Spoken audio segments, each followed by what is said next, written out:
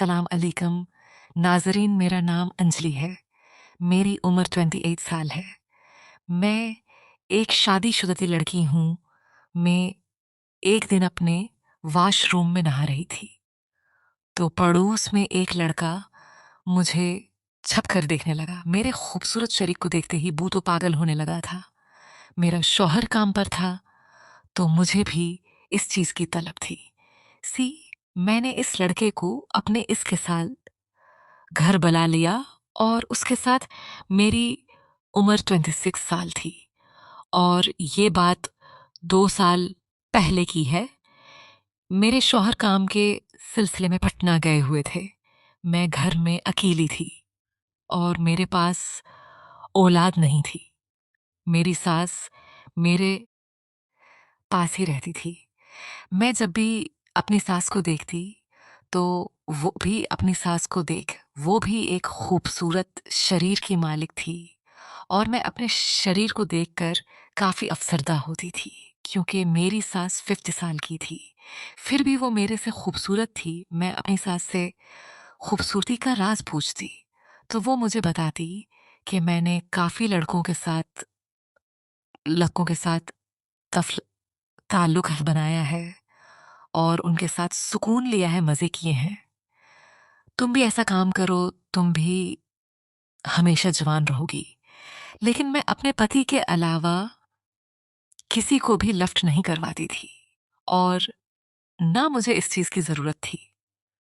लेकिन जब मैंने अपनी सास की बात सुनी, तो मुझे भी अजीब लगने लगा था कि एक सास कैसे अपनी बहू को ये कह सकती है कि तुम किसी लड़की के साथ साथ सेट हो जाओ और उसे अपनी प्यास पहुंचाओ। बहरहाल, तो मेरे लिए ये बात काफ़ी परेशान कुन थी। लेकिन मैंने सोचना शुरू कर दिया था। इस दिन काफ़ी गर्मी हो रही थी, गर्मियों के ही दिन थे। मेरी सास अपने कमरे में सो रही थी। मैं अपने मेरी सास कमरे में सो रही थी, तो हमारे पड़ोस वाला घर वाले पोर्शन में नहा रही थी। हमसे ऊंचा था। मैंने देखा कि हाँ, हमारे पड़ोस का लड़का राहुल मुझे देख रहा है। राहुल क्यों? उम्र कम, अज कम अभी 20 साल ही थी। बहुत खूबसूरत लड़का था और दिल नशीन था। मैं उस पर दिल हार बैठी थी। मैं कपड़ों की कैद से बिल्कुल आज़ाद थी और शावर ले रही थी। जब राहुल ने मुझे देखा, तो मुझे भी उसकी तलब होने लगी थी। मैंने राहुल को इशारा कर दिया था कि तुम घर ऊ जाओ। राहुल भी हमारे ऊपर वाले पोर्शन की दीवार फैलाकर अंदर आ गया था। जब वो मेरे पास, या तो मेरे दिल की धड़कनें तेज हो रही थी। मैं ये सोच रही थी कि राहुल का सामना कैसे करूंगी, क्योंकि मैंने आज तक अपने पास नहीं उन्हें दिया था और किसी से भी अपनी ख्वाहिश को पूरा नहीं किया था। राहुल मुझसे मिलने के लिए बहुत बेचैन था। मैं शावर लेकर कपड़े बदलने लगी थी और मैं ये सोच रही थी कि मेरा अक्ल को अपने बेडरूम में ले जाऊंगी, क्योंकि मेरा बेडरूम ऊपर वाले पोर्शन ह पोर्शन में ही था और मेरी सास नीचे से सोई हुई थी। मेरे शौहर तो काम के सिलसिले में पटना गए हुए थे, उसलिए मेरी धड़कनें तेज थी और मैं राहुल से मिलने के लिए बेचैन थी।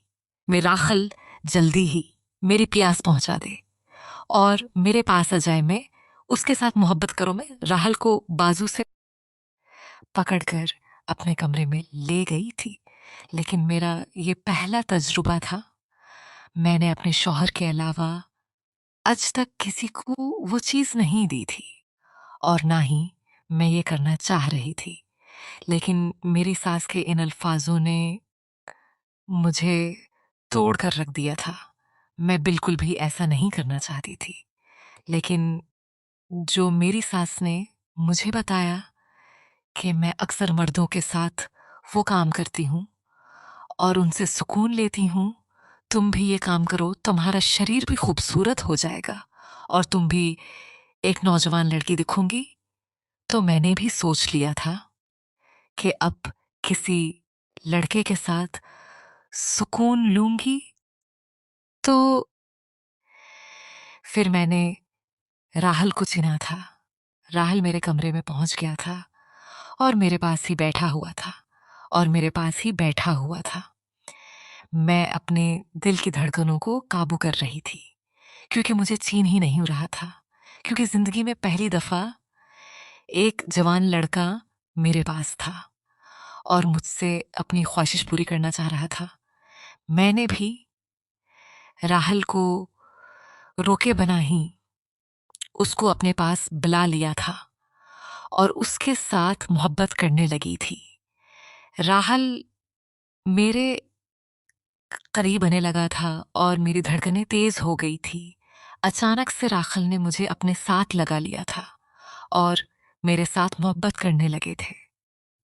मैं भी राहल को अपने पास देखकर बहुत खुश हो गई थी।